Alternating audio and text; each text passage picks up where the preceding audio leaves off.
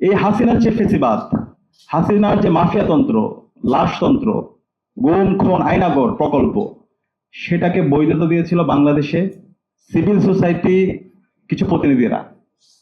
যদি ঢাকা বিশ্ববিদ্যালয়ের কথা বলি, গত 16 বছর ঢাকা বিশ্ববিদ্যালয়ে শুধুমাত্র ইসলাম চর্চা করার কারণে, নামাজ পড়ার কারণে, ভালো কাজের দিকে শিক্ষার্থীদের আহ্বান করার কারণে শিবির সন্দেহে হাজার হাজার শিক্ষার্থীদের নির্যাতন করা হয়েছে।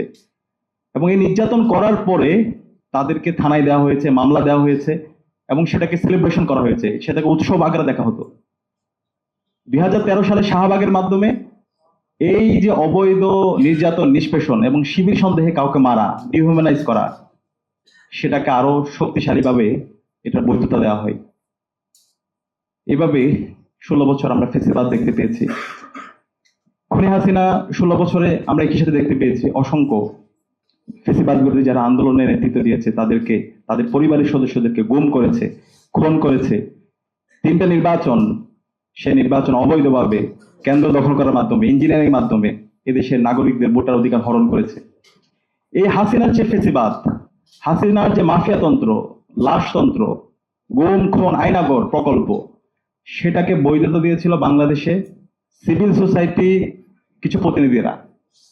বিগত সময়ে কিন্তু এই ধরনের 10 ডিসেম্বর আন্তর্জাতিক মানবাধিকার দিবস পালন হয়েছে, এর আগে অসংখ্য মানবাধিকার দিবস পালন হয়েছে, কিন্তু মানবাধিকার দিবসগুলো ওই সমস্ত অ্যাক্টিভিস্টরাই, মানবাধিকার কর্মীরাই সেটা পালন করেছে যারা এই গুম খুন এবং আইনাগরের বৈধতা দিয়েছিল, যারা এই ফেসিবাদ কায়েম করার ক্ষেত্রে হাসিনাকে সহযোগিতা করেছিল, যারা তাদের বিচারিতার মাধ্যমে বাংলাদেশে এই খুনি হাসিনাকে ফেসিস্ট হতে সহযোগিতা করেছিল।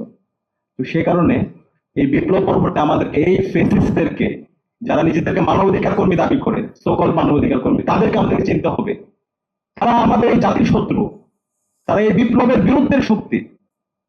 এদের বিরুদ্ধে আমাদের সবাইকে ঐক্যবদ্ধ হইতে হবে। সেক্ষেত্রে আমাদের যত রাজনৈতিক দল আছে, ছাত্র সংগঠন আছে, বাংলাদেশ আজাদী আন্দোলনে যারা নেতৃত্ব দিয়েছে, সকল জনগণকে আমাদেরকে এদের বিরুদ্ধে ঐক্যবদ্ধ থাকতে হবে। এই কালচারাল ফেসিস্ট চক্র এই জাতির শত্রু, এই দেশের শত্রু। তারা এই বাংলাদেশে আবার সেই মাফিয়াতন্ত্র নিয়ে আসতে চায়, তারা এই বাংলাদেশে আবার দিল্লির এজেন্ডা বাস্তবায়ন করতে চায়, তারা এই বাংলাদেশে বাকশালী বয়ান, ফেসিবাদী বয়ানকে আবার তারা বিভিন্নভাবে ফিরে নিয়ে আসতে চায়।